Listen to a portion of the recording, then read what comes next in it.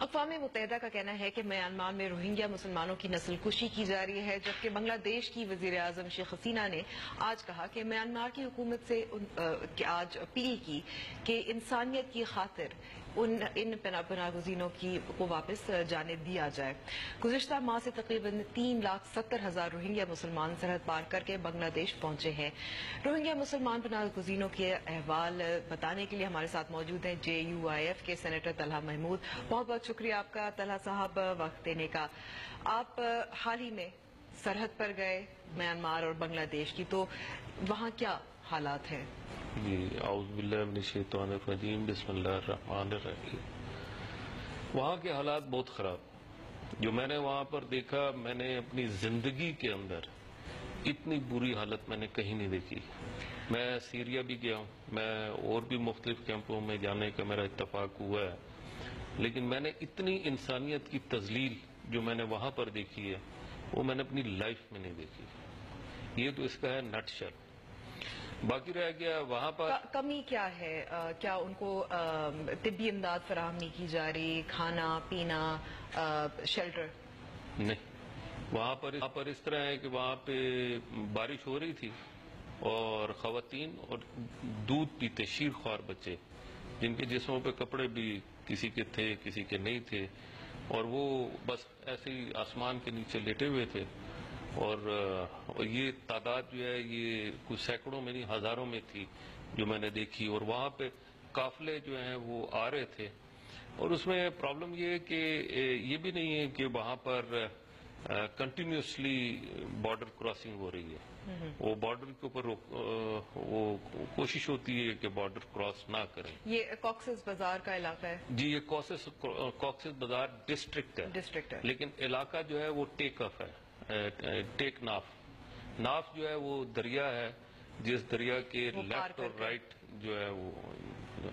یہ بنگلہ دیش ہے اور پھر اس طرف برما ہے۔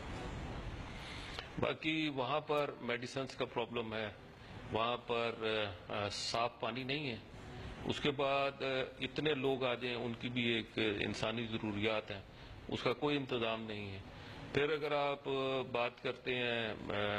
کافی لوگ میں نے دیکھے کچھ زخمی حالت میں بھی تھے،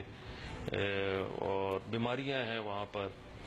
خوراک کے حوالے سے خوراک کا کوئی انتظام نہیں ہے۔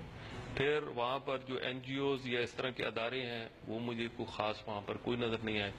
لوکل البتہ مجھے ضرور نظر آئے، جو لوکل لوگ تھے پیش تھے، وہ ٹرکوں کے اندر سامان لاتے تھے، تو ان کی بھی پوزیشن یہ ہوتی تھی کہ وہ نیچے نہیں اتر سکتے، وہ ٹرکوں سے اس طرح ڈسٹریبیوٹ کرتے ہیں، پھینکتے ہیں جس کے ہاتھ میں آ گئے۔ تو اس طرح کی اور وہ بھی سڑک کے اوپر،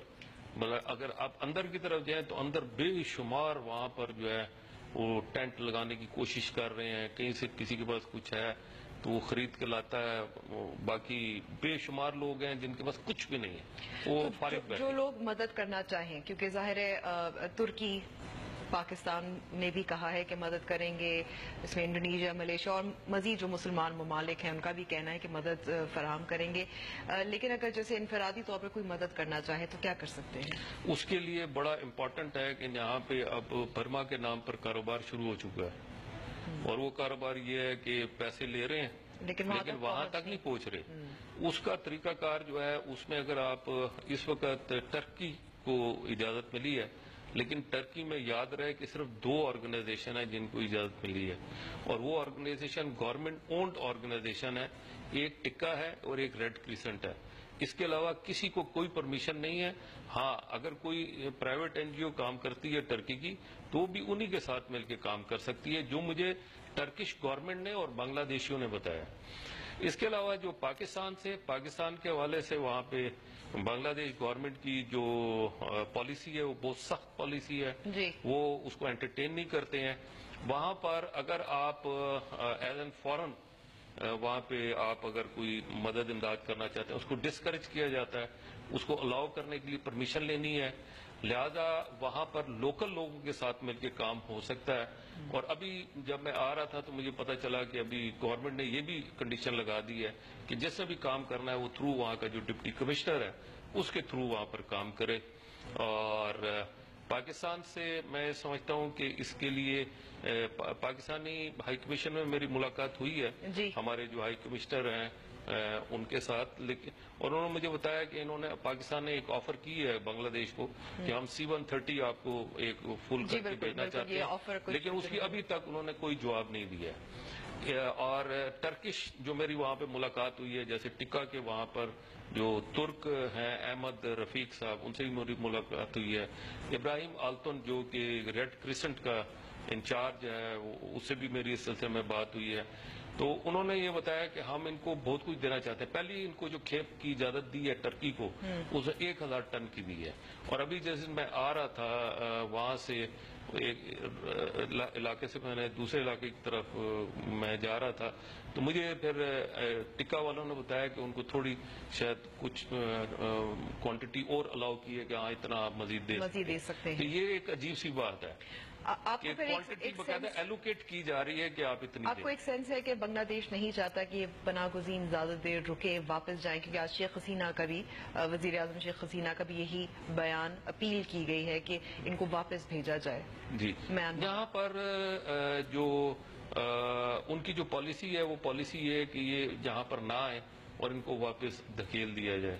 تو اس کے لیے وہ کوشش کر رہے ہیں۔ آج وہاں پہ کرفیو لگا ہوا تھا، کیونکہ آپ نے صحیح کہا وہاں پہ شیخ حسینہ کا وزٹ تھا، اور وہاں پر لیکن آپ یہ بتائیں وہ لوگ کہاں جائیں؟ وہاں پر جو ہے وہ ان کو کاٹ رہے ہیں، ان کو جلا رہے ہیں، ان کو بڑی بری طریقے سے مار رہے ہیں، اور جہاں پر ان کو داخل نہیں ہونے دیا جا رہا، وہ بیچارے کہاں جائیں؟ ان کے پاس کوئی شہریت نہیں، ان کو کوئی پوچھنے والا نہیں ہے، ان کو کوئی قبول کرنے والا نہیں ہے۔ ہمارے جو مسلمان ممالک ہیں وہ بھی خاموش ہیں زیادہ تر، کچھ ممالک نے بات چیت کی ہے۔ میں سمجھتا ہوں کہ اگر اور وہ ان کا جرم صرف ایک ہے، اور وہ جرم یہ ہے کہ وہ مسلمان ہیں، تو یہ بہت زیادہ وہاں پہ پرابلمز ہیں۔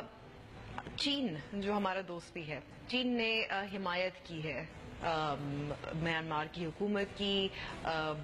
برمی جو لیڈر ہیں آنگ سان سو چی کی۔ ان کا کہنا ہے کہ رخائن ریاست میں جو بھی کوششیں کی جا رہی ہیں، جو کارروائیاں ہو رہی ہیں فوج کی طرف سے، برما کی فوج کی طرف سے، وہ امن اور استحکام کے لیے ضروری ہیں۔ اس پر ہماری پوزیشن پاکستان کی تو مختلف ہے، تو ہم تھوڑی سی مشکل میں ہیں۔ میرا خیال ہے کہ بیسیکلی تو چائنا میرے خیال سے وہ آفیشلی جو اسٹیٹمنٹس ہیں یا ان کی ایک ون سائڈ سٹوری سن کے اس نے اس طرح میرے خیال ہے اس لائن پہ گئے ہیں۔ ادروائز جو سچویشن ہے وہ اگر ہیومن رائٹس کے حوالے سے بھی بات کریں، چھوڑ دیں مسلمان کو بھی چھوڑ دیں، ایز این ہیومن بینگ